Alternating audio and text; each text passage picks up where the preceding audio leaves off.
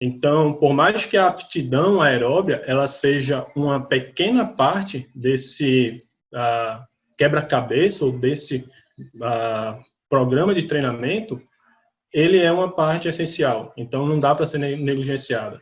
Se a gente aumenta a aptidão aeróbia desses atletas, nós temos evidências muito robustas que apontam para a mesma direção. Os atletas eles vão ter o desempenho físico otimizado, né? Então, trazendo essa ideia para o contexto do jogo, para ilustrar, à medida que o jogo ele tem continuidade ao longo do tempo, o que é que acontece? O meu desempenho físico ele tende a cair. Então, não necessariamente nessa forma mais linear, mas tem um comportamento de decréscimo do meu desempenho físico. E algumas valências são mais sensíveis do que outras.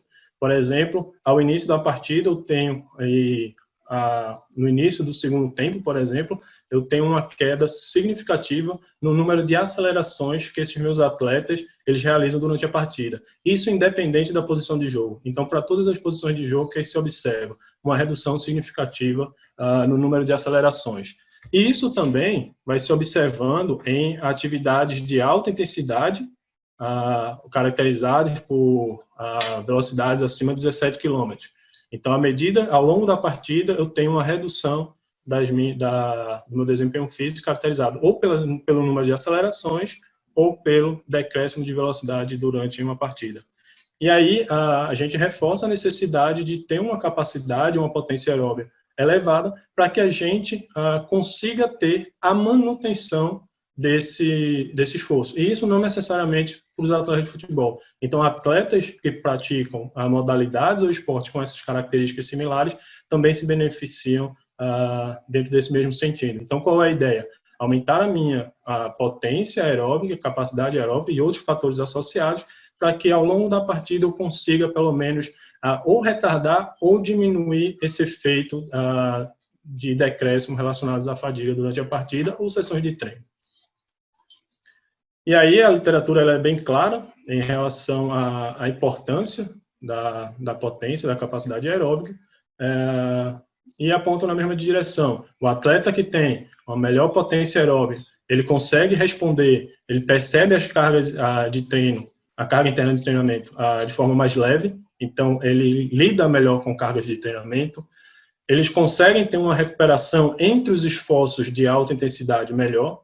Então, se o esporte ele tem essas características intermitentes, então nesse período de pausa é fundamental para que eu consiga me recuperar e consiga me manter fazendo as atividades na máxima intensidade.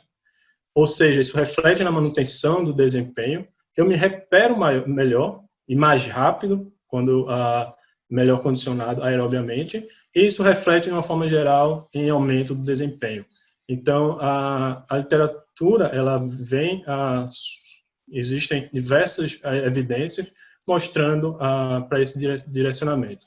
Então, a potência aeróbia, a aptidão aeróbia, de fato, ela é um determinante do desempenho e ela precisa ser bem avaliada e precisa ser levada em consideração na prescrição do treinamento desses atletas. O 3015 IFT, nesse caso, ele vem justamente para sanar algumas limitações prévias do ponto de vista prático em relação a ferramentas para avaliar e prescrever o treinamento intervalado. Então, tipicamente, os programas de treinamento, eles eram prescritos baseados em exercícios, muitas vezes, ou contínuos, ou de forma linear, sem mudança de direção.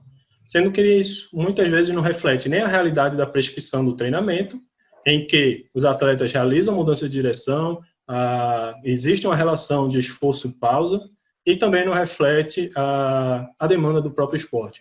Então, o teste ele foi desenvolvido pelo Martin Boucher, como uma tentativa de sanar algumas limitações que ele encontrou na própria prática como treinador de handebol na época, né?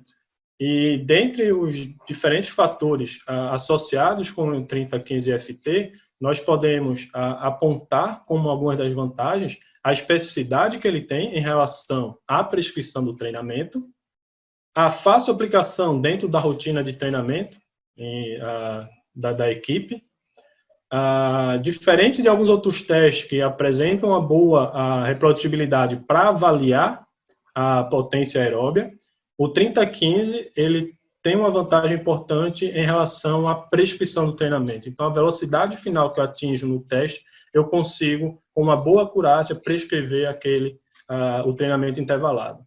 Ele é reprodutível, então, se eu realizar o teste hoje, e realizar a avaliação na outra semana, ou a própria sessão de treinamento, eu vou ter dados similares entre as sessões de treinamentos, e ele é um teste sensível a mudanças de carga ou adaptações dos próprios atletas. Tá? Então, a ideia é abordar alguma dessas vantagens em relação à utilização do 30-15 dentro da rotina de treinamento. Um dos primeiros fatores relacionados à especificidade do 30-15, que a gente já veio abordando, é em relação às suas características intermitentes, o que se assimila a, e muitas vezes vai ser prescrito na rotina de treinamento. Então, essa relação esforço-pausa, a utilização de mudanças de direção, e isso causa uma diferença muito sensível no resultado do teste, na prescrição do treinamento, isso a gente vai abordar.